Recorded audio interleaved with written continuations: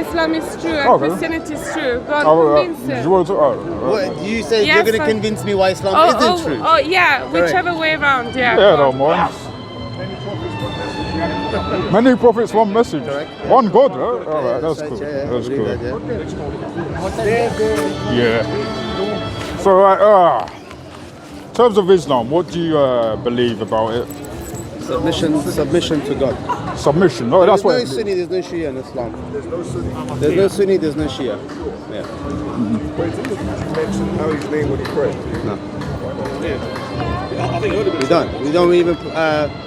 It's not because of Shia. There is no division in Islam. No, there is. Muhammad does say in Hadith, if you accept Hadith, that there'll be 73 sects, and only one of them will be rightly guided. Correct. So that means what? There's no division. There's no division finally, but there is a division of sorts because he does say there'll be 73 sects. That's like Orthodox Jews and not Orthodox Jews. You've got Christians. You've got different. What kind of Christians are there? Oh, well, there's Armenians, there's Eastern Orthodox, there's Roman Catholics, there's different types. Why? Because there's different theological opinions. But we all believe in the same message, the idea of Jesus Christ rising from the grave, all that good stuff. Okay. So where's the division? Why is there division in the world? I could ask you the same question. Why is there Ahmadiyas? Why is there Sunnis? Why is there Shias? Because those groups still exist. We could say there is no division, but those groups still exist. For example, one group holds that Aisha's a heretic, and then the other group holds that no, she's a legend, all this stuff. Yeah. Caliph Ali is a hypocrite or whatever. So again, like, these are important stuff in religion. So please convince me why Islam isn't the actual true religion. So convince you of it. Well, not just Hadith. So the Quran itself, for example, I believe the Quran is inconsistent just on what religion is. For example, in chapter 46 of the Quran, it states clearly, and I can get up in my phone because my phone's like not even charged. Please do. But I can get up, right? Please read it in the right context. Of course, I don't mind. I love context. Context is my friend. Come on. Yeah, just to summarize, chapter 46 is just basically about... What's the name of the chapter? I'll get it up. Come on. Sorry, because my phone needed charging, so it kind of turned off. But, yeah. Do you need a coffee or something? Are you okay? You're shaking. I'm completely fine, man. Did you know Muhammad also shook? Like Muhammad, you know... Regardless of that, I'm just being a kind human being. If you need something to drink, something to... Okay. I'm absolutely fine. I'm good. I'm shaking because I'm receiving wahi.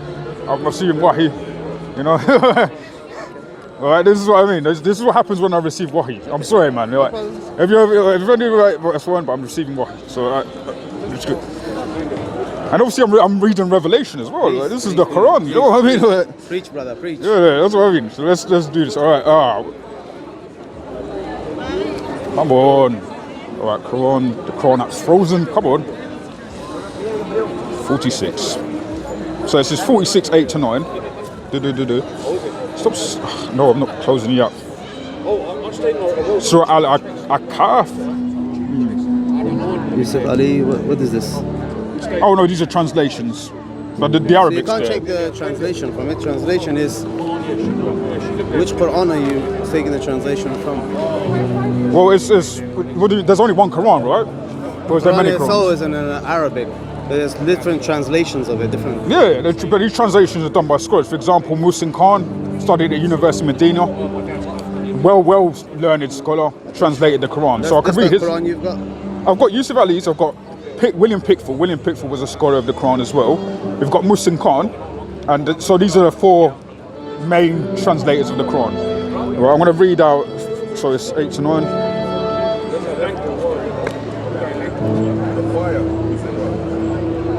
You want 5 minutes? I can come back.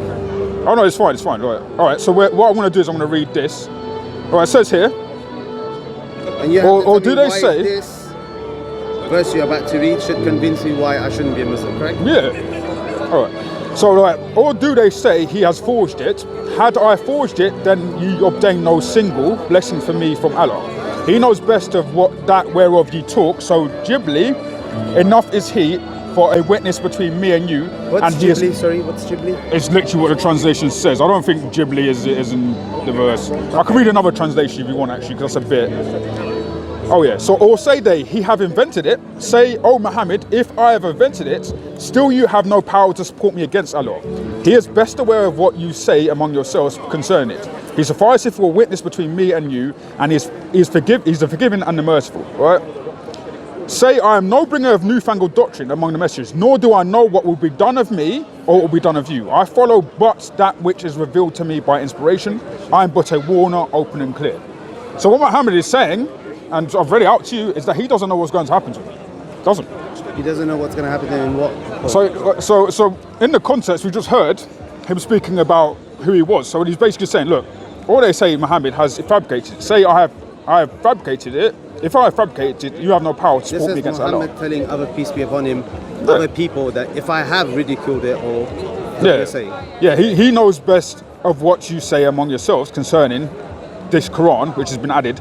Sufficient is he for a witness between me and you, and he is the off-giving, most merciful. So he's talking about what Allah is now. Okay. Now Muhammad's talking of himself, right? So he says this: say, I am no bringer of newfangled doctrine among the messengers, nor do I know what will be done with me or with you. I follow but that which is revealed to me by inspiration. I am but a warner, open and clear. So Allah is saying to Muhammad, say this. Okay. So Allah is telling him to say, look, I don't know what's going to happen between me and you. So I'm just a warner. So he's just got a message from God. Yes. It wasn't through God, it was from Gabriel, right?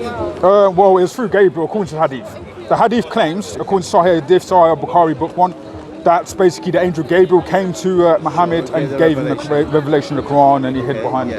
Yeah. So that's literally the case. What I'm claiming to you today is that the Quran is not claiming you certainty of salvation, whereas the Christian doctrine is claiming certainty of salvation. Jesus claims in the Bible, John 14:6, I am the way, the truth, and life. Come to me and you shall be saved. Anybody believe in Jesus? Do you believe in Jesus? Of course I do. I believe he's God. You believe he's God? I believe he is God, and he's also the Son of God. Can't be too, can you? Okay, so when you think of God, what do you think God is? He's not in our mindset. He cannot be. He's unlike his creation, as the Quran says in chapter 42:11, right? Sure. But we believe that as well. Yeah. But how we view the Father is this. Look, the Father is monarchical. He's the head. Sure. He's what you would call Allah. Sure. He's just there. His wife? So when we think of what a son is, son does not have a mother. A son is what is basically in relation to the Father. For example, our God is a father, he's all four things. But if there was a father, there has to be a son, because obviously throughout time, it makes inconsiderable sense. But doesn't there need to be a... 1 minute. If Jesus is, say, son of God or is God, he needed a mother? No. That assumes parenthood, which we don't believe. What we're saying is the Father is the source. You don't believe in parenthood, but Jesus is the Son of God. Jesus is the Son of God in the same way as that the Son emits light. So imagine, right? The Father has always been the Father throughout all eternity. Yeah. Don't worry about it, right? Oh, no, it's fine. I don't need it. You sure? Yeah, it's fine. You do mind. Oh yeah, it's because it's the camera mostly. Let me come back because I need an umbrella. That's fine. Well, I can stay actually. If you want, just cut this bit. I'll take it. Okay, so, just to carry on my point. So basically, what we believe about God is that God the Father is truly God, as the Bible says. Jesus says, obviously. So Jesus says, I go to my God, your God, my Father, your Father. You would have heard these passages told by many Dawah. And yeah, we believe that the Father is the monarchical head, but the Spirit and the Son are emanations of the Father. So do you know what I mean by emanation? And then like a branch of him, possibly. It's like an extension of him. And yeah, an extension. Just like the sun has heat and light. Heat and light are actually represented in the earth, but the sun is literally the source of the heat and light. It's just like that's how God works, emphatically. So the Son and Spirit, being emanations of God, are wholly God, because imagine the sun has heat, it has light. These things cannot be separated from them. But the fullness of the emanation of the Son, or the fullness of the emanation of the Father, is in the source alone. The source is the Father alone. So, like, for example, the Quran says in chapter 9, by the way, I'm not going to the Quran just to try and attack your point. I want you to explain it through the Christian form. I know the Quran, but you need the Christian form. So the reason why I'm explaining it through the Quran is so you understand what I mean. Okay. For example, if I tell you from the Christian ideal, you're not going to understand what I mean. But if I tell you from the Quran, you're going to understand what I mean, because it's the same similar concept. For example, the Quran says in chapter 19, verse 16 to 19, that Allah has a spirit. Did you know that? That Allah's spirit becomes a man.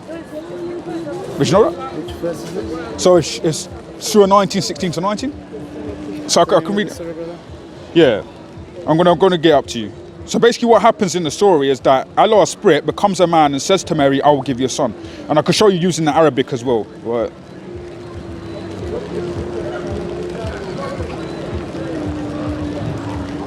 Okay, it's 12, no, that's 26. All right. Okay, so this is Surah 19, 16 to 19. Surah 19? Yeah, Surah 19, so Surah Al-Maryam, yeah? So it says, relate in the book the story of Mary when she withdrew from her family to a place in the east, right? She placed a screen to herself from them, then we sent to her our angel. Bear in mind, doesn't it say angel? Because the word for angel is actually malaika. Okay. That's Arabic, and if you look at the translation, it's not there. It says ruhana. Isn't that, just take that as it is? That translation is wrong then? Yeah, the translation itself is wrong. So why would you say that's the Quran then if the translation is wrong? So again, the reason why we accept this is Quran because this is as far as we know what the Quran is. For example, the translators themselves are picking from Hadith. So the Hadith themselves claim that Gabriel was in fact the one who visited Mary, and the Tafsir said as well. So what the authors of the translation are doing is they're adding to Quran what the corpus of Islam says. But the problem is the Quran doesn't actually say that. So the Arabic of the Quran doesn't say that, not fully anyway. There are many stories that have been translated to English that are correct and right. But I'm not saying the Quran has been translated perfectly. No book has, including the Bible, it hasn't been translated perfectly. But the context is still implied. Can I read intervene right this second, just 1 minute? Yeah. If the Quran is not the correct book or there's mistakes in it, What? why is Islam the fastest growing religion? And if you ask every Muslim to recite a surah, it's exactly the same. Not one difference. I would say But yeah. if I ask a Christian to refer to the Bible and tell me a verse, he wouldn't know it. Or he would say one thing and the other Christian would say another thing. But in Islam, that doesn't exist. Okay, so I'll say this. first of all, just because something's fastest growing, that doesn't mean it's true. Because if we're going to make that claim, Everyone's following. so the Bible. allow me to finish. So if we're going to make that claim, then the Catholics are the only true religion, because they're growing fast as well. In fact, there's more Catholics on the earth than there is any other religion. That's a fact, according to Pew Research, anyway. So Islam is not the fastest growing religion by fact. No, because again, it's like a swing. If you look at the statistics in Pew Research, according to Pew Research, it's like a swinging door. So like, there are Muslims converting, but they, after a few months or even a year, leave Islam and convert to another religion or leave religion entirely. This is according to Pew Research, not according to me. So like, when Muslims make the claim it's the fastest growing, that's not even the case. Even according to Hadith, the Hadith claim that on the last days, Islam will be a small, like a mustard seed. It'll be small. That's what Muhammad claimed. So if Islam's growing, that actually disproves what Muhammad's saying, because Muhammad's saying, look, Islam is true because we're going to be the smallest by the end of days. But you're saying, look, Islam's growing, that's why it's true. That's not a good concept, because again, if we apply that to the Roman Catholic religion, then Christianity is growing because a lot of people who may be blind are seeing the light. But by that terms, and then everyone's seeing it and you're like, no, that's not the light. But by that same token, let's say we're in the 15th century, right? Protestantism is growing. It's fastly growing. There's still many Catholics on the earth. One could turn to you and say, well, the reason why the Ottoman Empire lost and the reason why the Catholic faith is true is because it's the fastest growing religion. But that doesn't mean it's true. And statistics always change. Okay, no problem. So that's not a good, you understand what I'm coming? It's not a good reason. A lot of people are just going the wrong way, is what you're saying. Well, I believe that's what the Quran says as well. You understand? And what was the verse you were referring to? I was talking about Surah 19, 16 to 19. She placed a screen herself from them, then we sent her our angel. It doesn't say angel in Arabic, by the way. If you look it up yourself, Ruhana literally means the spirit, right? And that's why Pickful says here in this translation, and had chosen seclusion from them, then we sent unto her our spirit. That's why he says that, because the literal translation is our spirit, not our angel. She said, I seek refuge from thee to Allah, most gracious. Come not near if thou dost fear. Right? He said, nay, I am only a message from thy Lord to announce to thee the gift of a holy son. Now, to announce is not in the Arabic. Okay. And don't take my word for it. Look at yourself. The word is liyahaba. Yeah. The word liyahaba, it means to give. So literally, the spirit is saying that I have come to give you a son. Now, I don't know whether you know a lot about the Quran, but according to the Quran, if you associate partners with Allah, that's shirk. It's the unforgivable sin. But what Allah is doing is he's basically saying that he's basically sent a messenger that says he will give Mary a son. But he can't give life. The spirit can't give life. Do you understand what I'm coming from? No, you've lost me. So God is giving Mary a son. So and basically, you're saying he's contradicting himself. what I'm saying is the spirit. If we're going to assume, like, for example, the spirit is on earth, right? But you've taken it as spirit, but that's not in the translation. That's not in You're the saying- translation, but it's in the actual Arabic.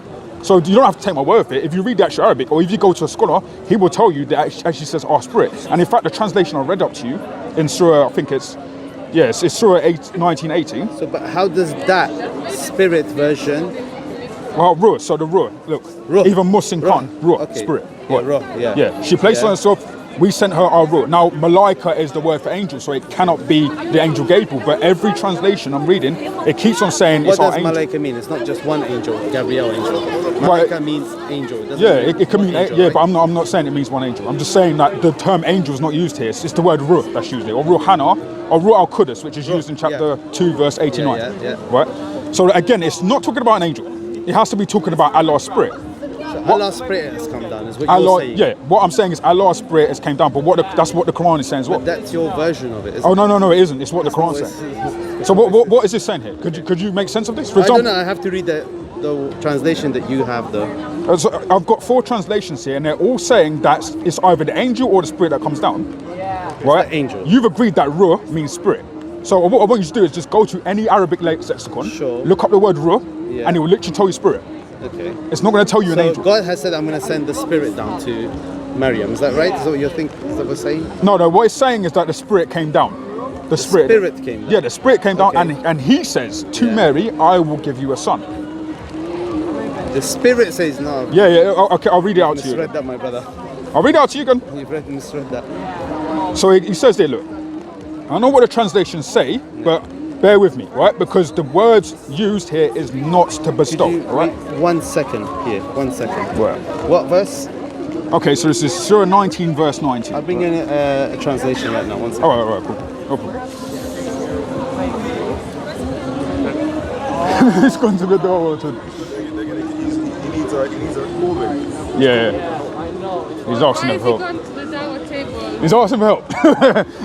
It is the help. You're getting help. So what's the conclusion then? Oh, the conclusion.